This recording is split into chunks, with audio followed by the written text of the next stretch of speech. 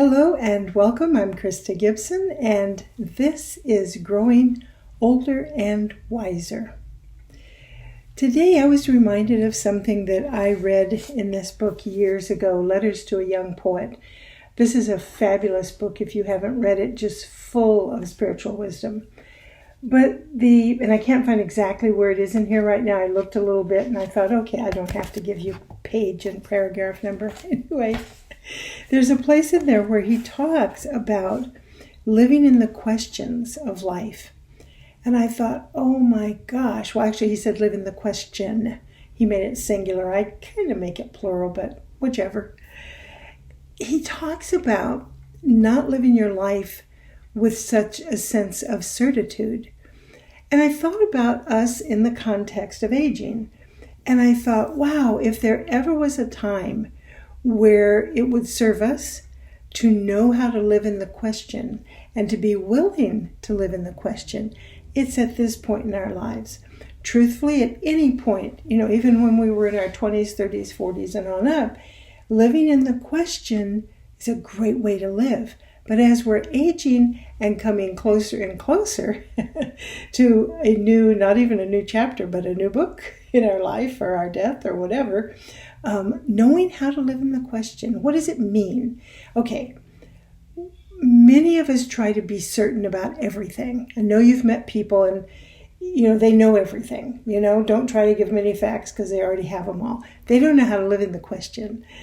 We can either approach our life like we already know everything, we know what's going to happen, we're just living out what we already know, or we could live a much more exciting life by living in the question, which is, I don't know what's going to happen. I don't know what's going to happen tomorrow. I don't know what's going to happen an hour from now, right? Maybe nothing. Maybe it'll just be another regular afternoon. Maybe it won't.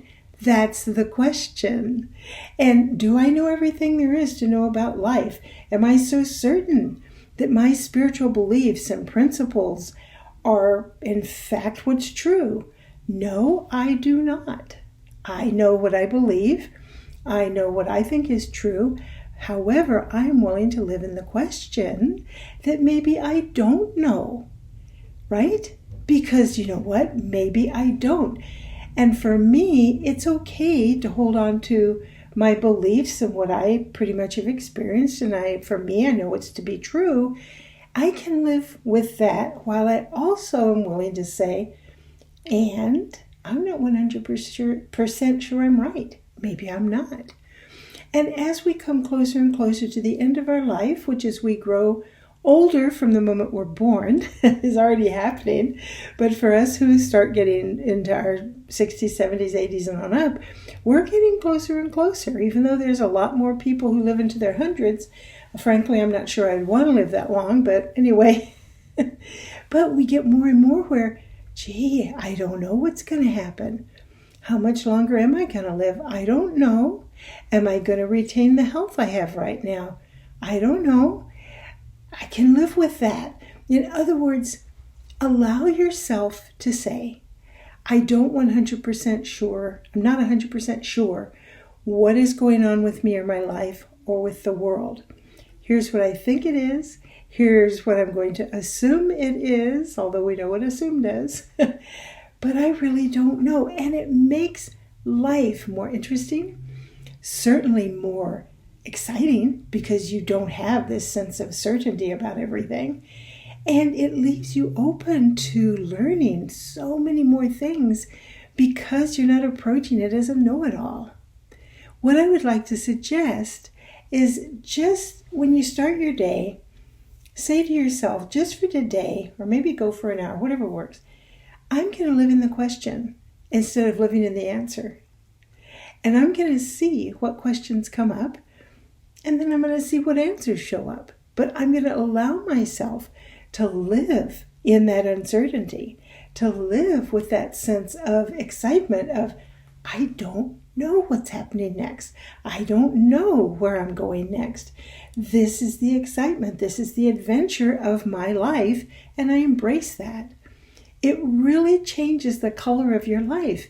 It brightens it up. It makes it a little more on edge.